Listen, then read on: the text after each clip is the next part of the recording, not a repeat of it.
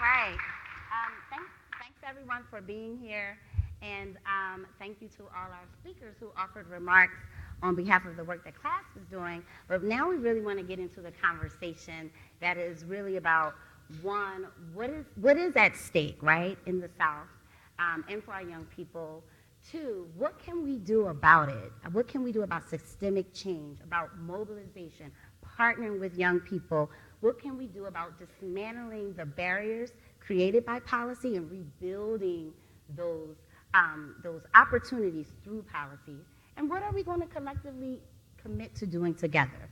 I want to invite everyone who's joining us via live stream to join us in the conversation. Follow us at CLASP _DC using the hashtag Youth Equity Georgia and CLASP at 50. So I'm going to start with you, Congresswoman. I'm so happy that you're here. We've been following you, all of us. We feel like your family. You've been tireless advocate and a voice for all of us for many years. And now you are representing the Georgia 6. So let's celebrate that. Let's celebrate that. So I was reading an article, and it was before your election, and I was struck by a quote in there, and what you said was, I'm risking the legacy of my son for this district. You also were wearing, and it's been part of your mantra, that you are a fighter, a mother, a Democrat. So as we talk about this conversation of justice, of equity, of young people, where do you see your role now as an elected member of Congress? Thank you. That's a great question. I started simply as a organizer and movement builder after Jordan was murdered for sensible gun laws, sensible gun changes. And so what I began to understand over the course of the years is that I had spent a lot of time building this external movement, really standing up. And I was very intentional about bringing to the forefront this public health crisis of gun violence. I just watched Trayvon murdered, and then only 9 months later, my son murdered the same way. And so it just started me being an advocate, speaking out about our extremist gun culture. But along the way, beginning to recognize that even though I was helping to shift and mold and change this gun violence culture and the movement building, organizing around it, that it took more than just activism to change the culture. And that we were going to need people on the inside that could help expedite the changes through policy. Mm-hmm. And as organizers and activists and mobilizers, yes, that work helps to shift and mold the external movement, laying the groundwork in our communities and across the nation. But you have to have champions on the inside that can create the legislation and the policy that has to be voted on, and that's how you expedite the change. Because it's a cultural shift and change that I'm trying to put forth. And cultural shifts and changes take time. Mm-hmm. As it was stated earlier, it is a process, and it takes time to change the culture. So expediting the change, making sure that we're doing everything that we possibly can to keep our communities safe, keep our families safe. And that is the reason why I decided to stand up. I decided to stand up right after Parkland, because those children were the same age as Jordan. But as I know that there have been scores and scores of children of color that had been dying in their own community schools for years, and that up until this point, that had never been addressed. Mm-hmm, mm-hmm. So that is the reason why I stood up, because I recognized that our children had been dying disproportionately for years before, but now that this culture has gone beyond the confines and the boundaries of the minority community, and now it has reached the entire nation. No one is immune. Yeah. So I want to follow up with you on that. As you talk about this has reached everyone and no one is immune. When we specifically talk about young people of color, our African American youth, our Latino youth, our indigenous and Native youth, our Asian and Pacific Islander youth, there's a narrative, and oftentimes a negative narrative around who our young people are and what they can achieve. So how do you think we begin that shift and that narrative change that everyone can see our young people as, and the beauty of their humanity to act, to move, to support them? It's a great question. I have great responsibility to be able to do that as a policymaker. I sit on the Judiciary Committee as well as Education and Labor.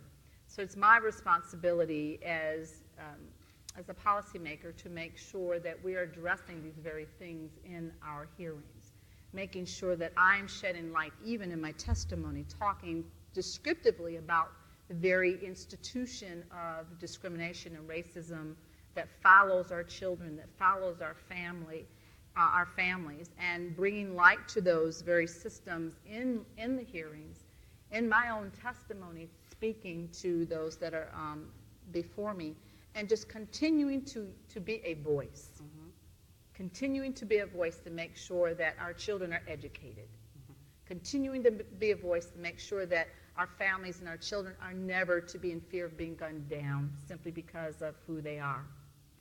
Continuing to be a voice, making sure that our children and our families have access to affordable health care, which is, everyone deserves that.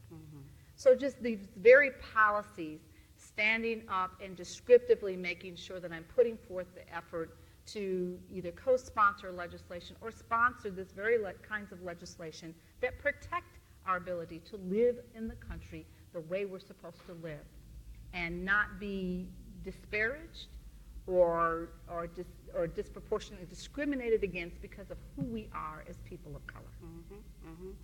Yeah, so Ian, as we heard in your intro, and you returned to the South. You are a son of the South, and you returned to Augusta, right? And so while we're talking about young people, we know, I don't know how many of you know out here, that the millennial generation is our most diverse generation yet. It's folks who, yes. They're youth and young adults were born roughly between 1980 and 2000, right? They represent about 30% of the voting age population. Few short years, 2025 will be 75% of our working population. Do y'all know what that means? How are we educating our young people? How are we arming them and supporting them with the knowledge that they need to thrive and also to contribute to the democracy and the fabric of our communities and our country? Tell us about Georgia Shift. How are you doing some of this work locally and in the state? We are a civic engagement organization. We do voter engagement, issue advocacy, and leadership development. But where we're evolving and moving into is really at our core is can you hear me? Really investing in people, and we're investing in young people and pouring into them. And I say that in the fact of, I'm only one person, we're only one organization. If we're not pouring into young people and investing in young people, what is this going to really look like? And so our goal is how do we, internally and also externally, make sure that young people have the tools and resources to move forward. One example would be last year we did canvassing. So yes, we're paying them $15 an hour, but the issue is that's what we're supposed to do. That we shouldn't get a pat on the back or something like that. What else are we doing besides paying them $15 an hour to go knock doors and things like that? And then really looking at these structural issues, not even just on a policy level, but also on a systematic level where, for instance, locally, our county commission meets at 2 o'clock in the daytime, where it's okay, who has the time to really come to a county commission meeting at 2 o'clock in the daytime? And so it's how do we increase access and make sure that everyone has access to this opportunity instead of lobbyists or real estate developers and other things like that. And so really focusing on, the policy issues, but also how do we remove all of these barriers to make sure that everyone has access and they know, okay, if you have a pothole issue, you're not going to go talk to Stacey Abrams, you're going to talk to the person, your county commissioner, and just making sure everyone has access to their numbers and even knowing what issue I need to I would say even engage as far as, okay, I'm dealing with public transit and sort of do I deal with the bus authority or those kind of things. And that's probably the biggest thing as far as how do we really invest in them so that way when I'm long gone, they still have the tools and opportunities to move forward. Mm-hmm. So pulling on a little bit of that, so really demystifying, right? What does policy look like? What does civic engagement look like beyond protests? It's a little bit of what you're doing. You are working on a couple of issues. We know higher education and access to post-secondary is out of many reach. Even if you get accepted, or even if you have a pathway, even if you have a high school diploma, it's not affordable, right? And we also know that the criminal justice system is pervasive, it is structural, and it is chasing down virtually our young people of color. So what are you doing to tackle some of those issues? So a couple of things. I think one of the things on the criminal justice side of things, I think Georgia's one of 3 states who still charge 17-year-olds as adults in our criminal justice system. Mm-hmm. And so right when you're about to either go to school or graduate, you're being put in jails with adults that are 50, 60, 70 years old. And so there are a whole host of issues that we're dealing with that issue, and then also even access to higher education.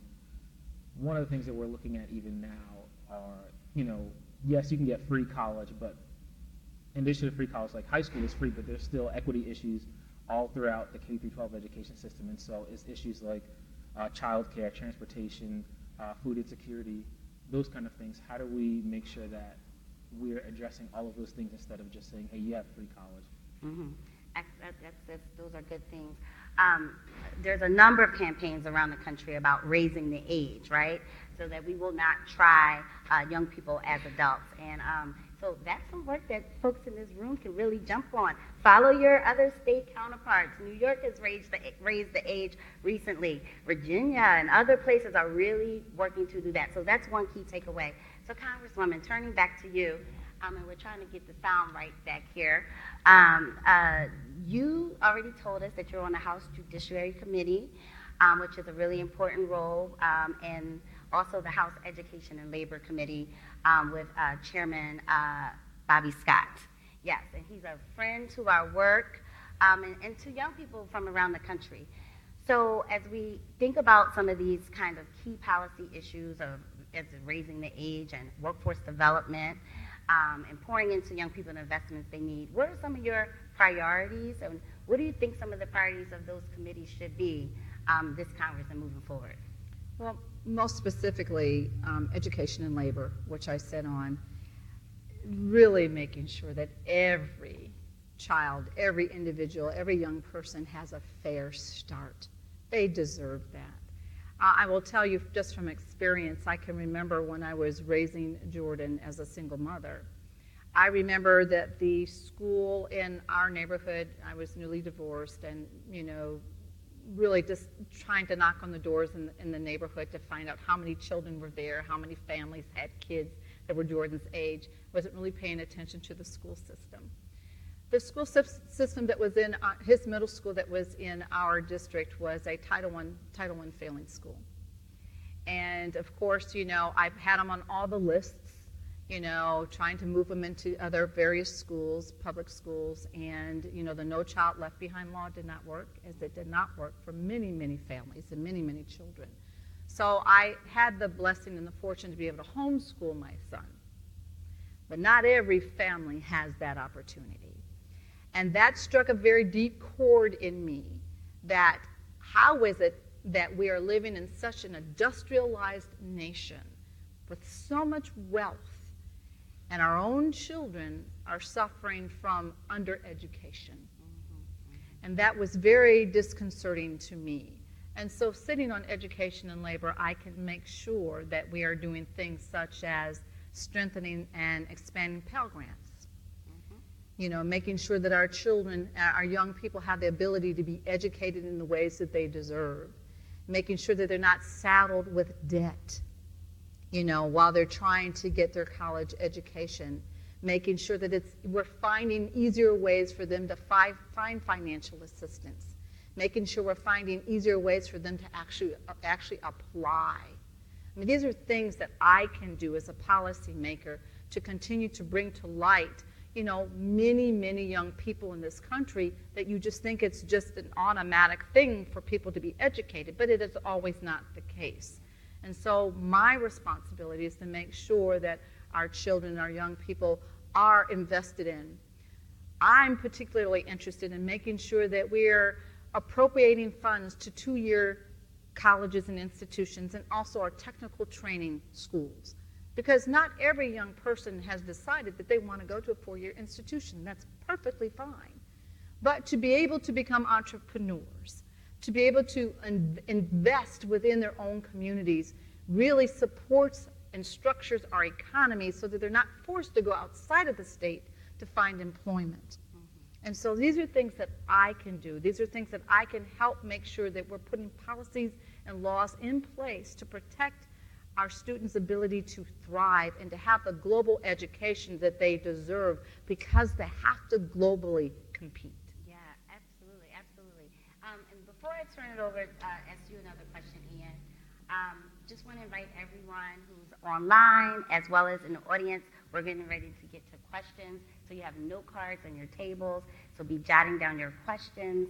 And if you are online, you can tweet to @class_DC. So Ian, as we talk about being prepared, right, being ready, right, 75% of the American workforce, right, we talked about social capital, we talked about human capital, and how youth-led organizations are so critical to that. Share a little bit of a story, an example of how Georgia Shift is working to do that right here in the state. So one of the, in this last legislative session, one of the bills that we were focusing on was a bill that was trying to allow more retired police and other authorities to be in schools. And so we, in K through 12 schools, and so it's, what we felt like was the idea of more police in schools was not the best idea, and was also going to be detrimental to their success and even post-secondary success. And so our work was trying to make sure that we can, to be honest, water down this as much as possible, so that way that young people aren't sitting there and being basically placed in the school-to-prison pipeline much easier than they already are. And so that's pretty much like so things like that are sort of what we're looking at. Even locally, like in Augusta, they just closed 4 schools, and so the schools that they closed are people who look like us, and so it's like, where are those kids going to go? What's going to happen to their pipeline to post-secondary success? And things like that. It's like, how do we make sure on the local level, on the state level, and even on the federal level, like all of this stuff is connected, and how are we really organizing at every level of government? Excellent. Sure, absolutely. Yeah, yours is working. Okay, let me speak to that. And most specifically, sitting on education and labor, I had the opportunity, my work, last week, we had Secretary Betsy DeVos come in, and she actually spoke and testified before education and labor. And I challenged her specifically because within my district, 6th Congressional District, we have Argosy Institute.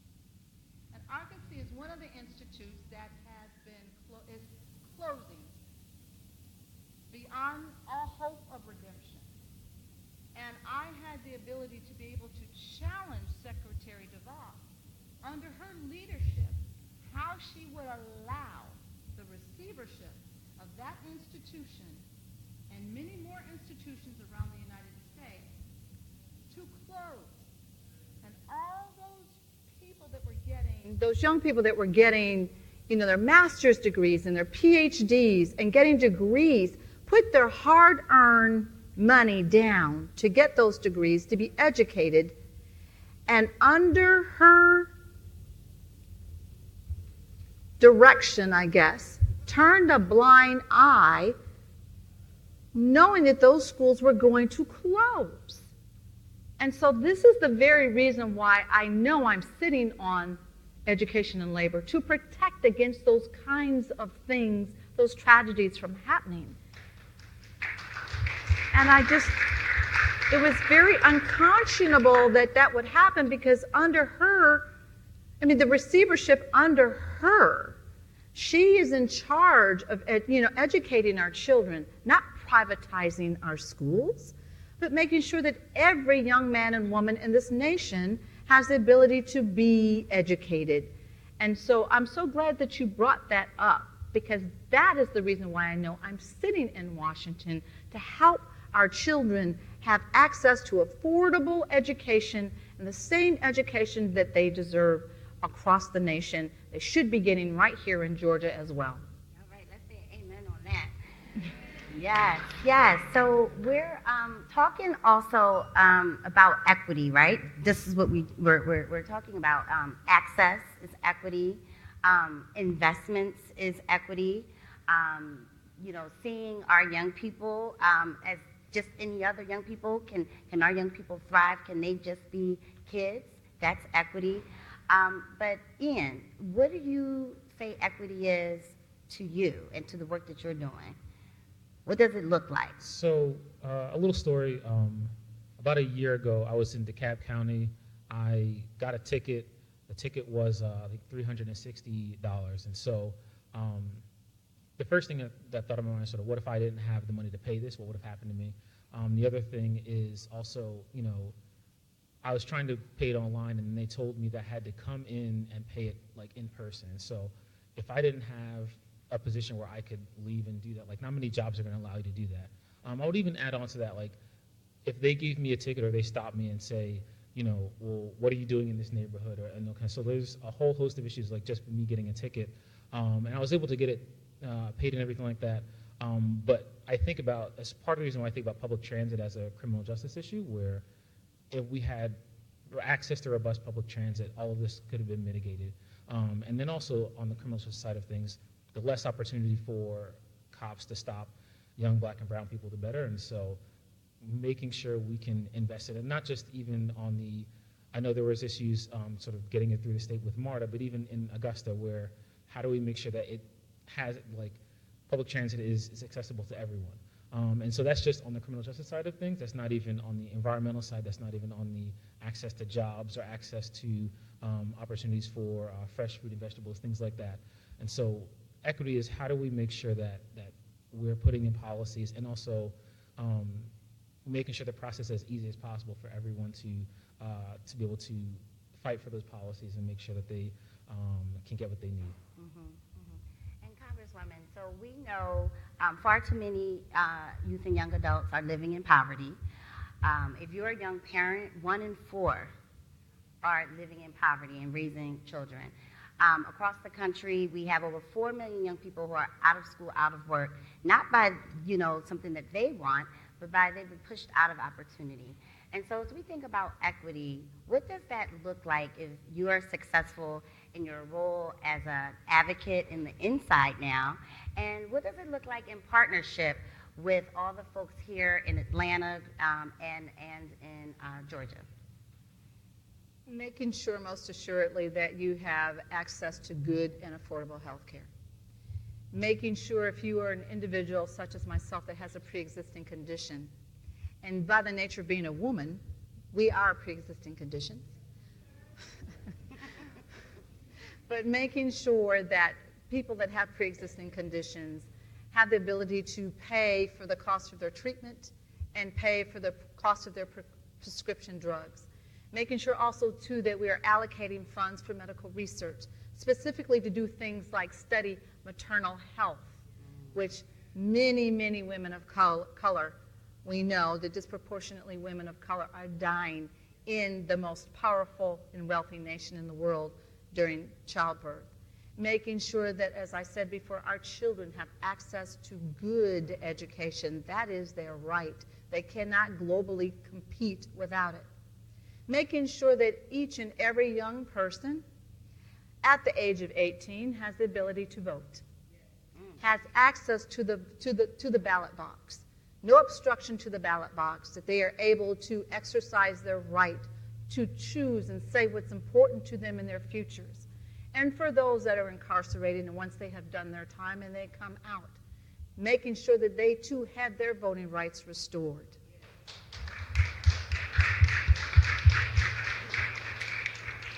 and just making sure that we have clean drinking water, clean air to breathe, all of the things that we should be afforded. That's what justice is.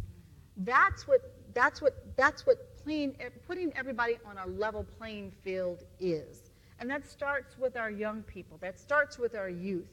Building that in our communities, making our communities stronger, our families healthier. And a lot of that I have the responsibility of doing in Washington as a policymaker. Yeah. Absolutely, absolutely. So, yeah, let's clap. So, be thinking of your questions. There'll be someone coming around taking them. And once again, for those of you online, you can tweet at @class_DC. So I'm going to ask you both a question, and an action step, a charge that you want to leave this audience and the folks who are watching online. What would you say to them? What's your charge? Don't think you need more experience. I think doing the work is having that experience. Say that again for the people in the back. Don't wait for people to tell you need more experience. I think even myself, I wasn't going to start this organization until 2017 because I thought I needed more experience on a presidential campaign, but just going through all the stuff that to build an organization, that's experience enough, and you don't have to wait in line. That's just more people telling you because they are intimidated by you. And so whatever you're looking to do, just go do it now. All right, so just go do it now. And Congresswoman, what is your charge? Whatever you believe in your heart is important to do, waste no time and do it. Time is short, and we are at a very critical juncture now in society, very critical time.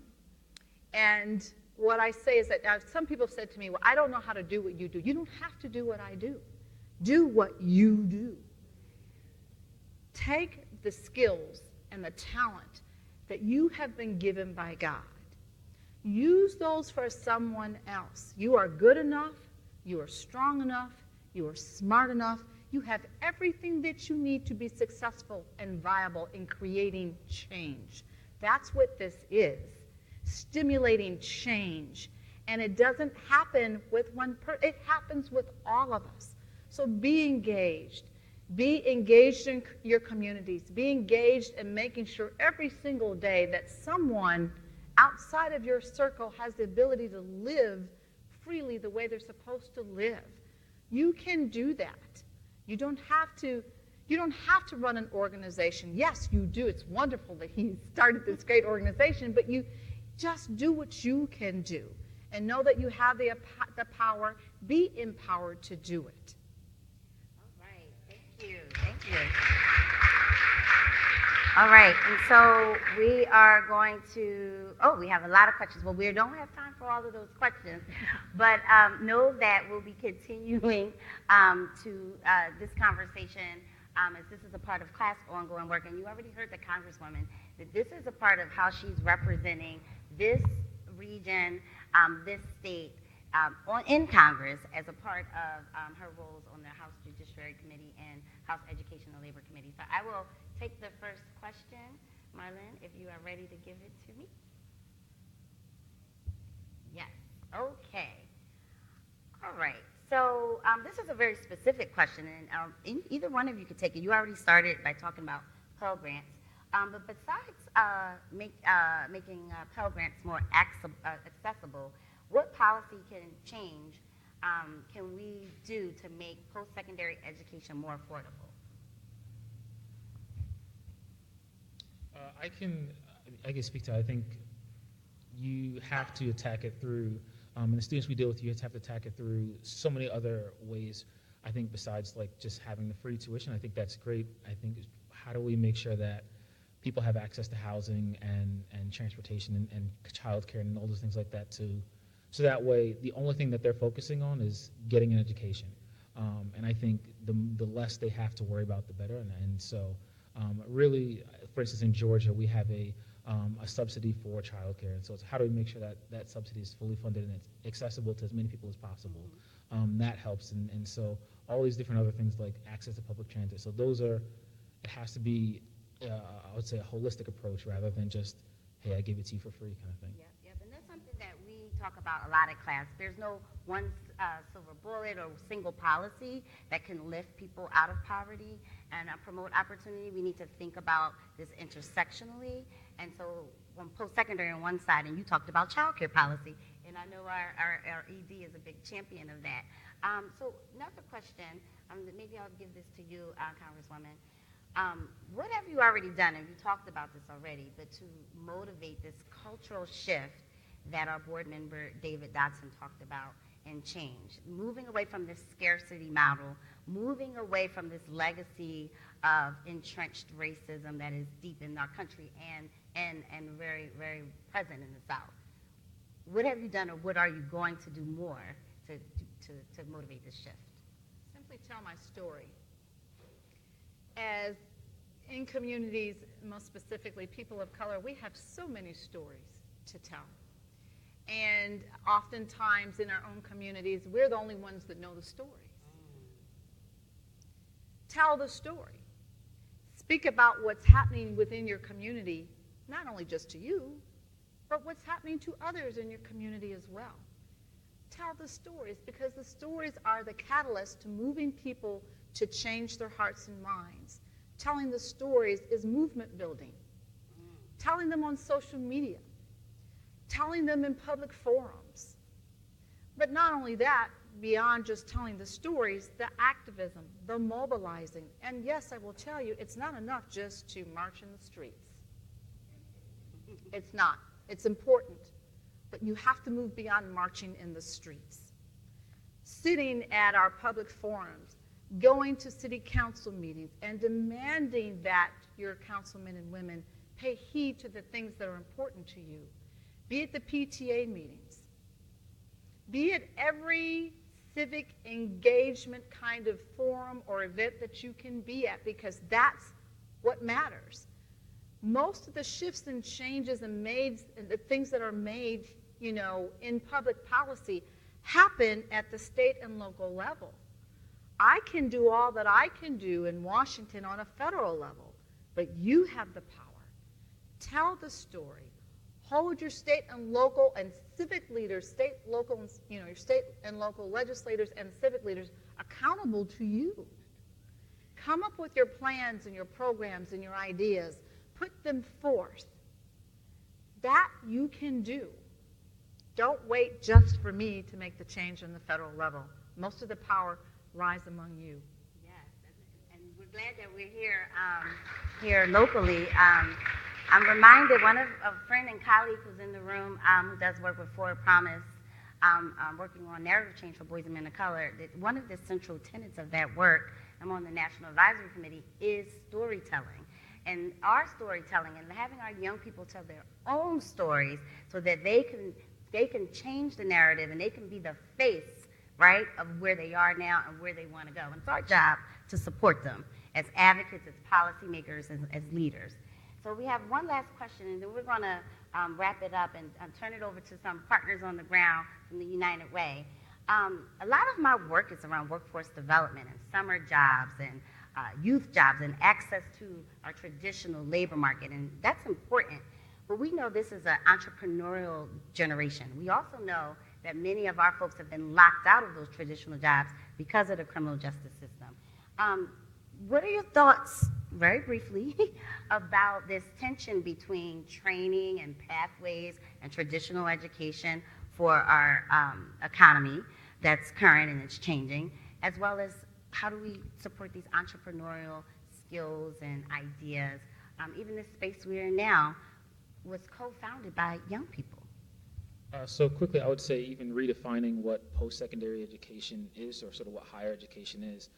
So for instance, locally we have a couple of carpenters unions and also IBEW and Augusta, where if you go through their apprenticeship program, you can make upwards of $30 or $40 an hour, and you don't have any debt or anything like that. And so it's like those kind of things is I feel like are ways of showing young people it's not just college, it's not just the military, there are other opportunities for you to get some sort of post-secondary education, and to me that's making sure they have access to all of those options. Access to all options. Do you want to have the final word, Congresswoman? No, I think I think he said it in a nutshell, making sure that we have access. Access is the key. You can get access, but you have to want to get it. You know, so as I've said before, be empowered, you know, and I think that, you know, President Obama said it best, you have to be the change that you seek. So you have to be the one to go get it.